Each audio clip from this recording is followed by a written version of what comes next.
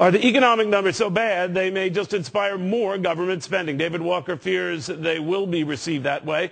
He's the former head of the Government Accountability Office, now the CEO of the Pete Peterson Foundation. That's your big fear, right, that this justifies still more spending? Well, Neil, it's good to be back with Same you. here. I'm less concerned with regard to short-term spending. We are in a recession. We do face some unprecedented challenges with regard to financial institutions, housing, and the ripple effect. I'm more concerned about the large and growing structural imbalances. Yesterday, the Social Security and Medicare trustees, which I used to be one, came out and said that within 10 years, Medicare is not going to be able to pay its bills when due on Medicare Part A, and that Social Security is going to start taking in less than it's paying out. That's a real warning signal, and we're not doing anything about it. All right, now that's something we're going to be addressing as well when the next is about the long-term health care concerns and one of the prescriptions being bandied about. But we have a lot of bills to pay, David, and not apparently a lot of money or nearly enough money to pay them. So the better part of valor has been going after the rich, and whether it's a $250 grand or $235 grand, whatever it is. But Dick Cheney on with me yesterday saying, you're going to have to go lower, and if you're going to want to pay for all of this, you're going to have to raise the rate higher. Do you agree? There's no question that taxes are going up. There's no question that we can deal with our fiscal challenge by only looking at people making $250,000 or more. The numbers don't come close to working. The fact of the matter is the longer we wait to be able to restructure entitlement programs, constrain spending, and engage in tax reform, the higher taxes are going to go for three reasons: math, demographics, and political activism. Which segments of the population are active and which ones aren't?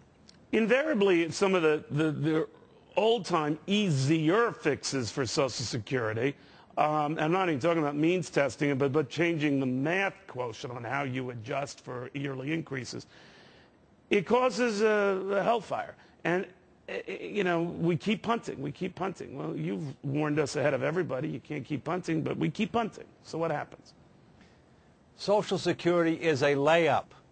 You know, you can miss a layup, but the odds are pretty good you're going to make it. You know, it's only about money. It's not about life and death. There are ways to be able to gradually phase in changes in the benefit formulas, the retirement age, to raise the taxable wage-based cap but not eliminate it, not change the tax rate. There are things we can do. But they don't. And we ought to save Social Security. They don't, but we should save Social Security first. Now, they always say, but there's both parties, you can always count on Social Security. It's always going to be around. But if we keep going in this direction, it won't be around. So we're a few years away from spending out more than we're taking in. And many argue technically we're doing that now. So what is the near-term sort of dramatic adjustment we would have to make as a result of pushing this down the road? Well, the answer is we don't need to make dramatic adjustments to Social Security. We can make modest adjustments, phase them out over time. The real thing that will bankrupt this country is health care cost. And the risk is what's going to happen with health care reform this year. Are we going to get health care reform that's going to improve our financial condition and long-range outlook, or is it going to make it worse? All right, now, the cynic in me, you know, David, I shouldn't say that I don't want to be jaded and half empty glass kind of guy, because I don't think I am, that the government with the best of intentions tends to make efficiency less efficient, if you will. That even President Bush, when he had a Medicare drug prescription plan that started around $150 billion, it soon ballooned when last I checked to over $500 billion, and it's still growing. And that was with a Republican president. Now we've got a Democratic one who also wants to rein in costs. God bless him. But I know how this goes. How is it going to go?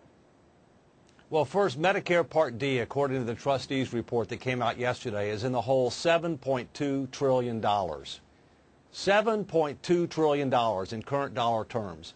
You know, the last thing we need is Medicare Part D on steroids. And there's a risk that that might happen if we're not careful. All right, let's look at what's happening in the meantime, though. In England, they've just raised, I believe the top rate is now north of 60%. That even got Michael Caine upset. And in his movies, he's never upset. So that's a noteworthy development. Now, many say in this country, we're bound to be heading in that direction, even though it's going to be 39.6% in 2011. They could tinker with a lot of stuff ahead of then, and then even after that, raise it all the more. Where do you think that top rate, which right now is kicking in at $235,000, but probably will go lower, where do you think it stops? Look, it's yet to be determined. It depends upon when we end up doing a deal. The fact is that we need to broaden the tax base in order to keep marginal tax rates as low as possible. But marginal tax rates will go up as compared to current levels because the math just doesn't come close to working. We're probably going to look at some type of a supplemental consumption-based tax dedicated to health care in addition to reform of the existing income tax system. What about the idea that, and we're going to raise this with a fitness trainer of all things a little later in the show, things like a soda tax, more sin taxes, that kind of thing? Well, I think that's something that might be politically popular. The fact is that you know, not if you like soda. Not if you like soda a lot. Well, I understand. I understand that. I understand that. But let me tell you what: we do have a major obesity problem in this country. We're #1 in the world in health care spending per capita. We're #1 in the world in obesity, and that's a leading indicator of heart disease, diabetes, and a variety of other maladies.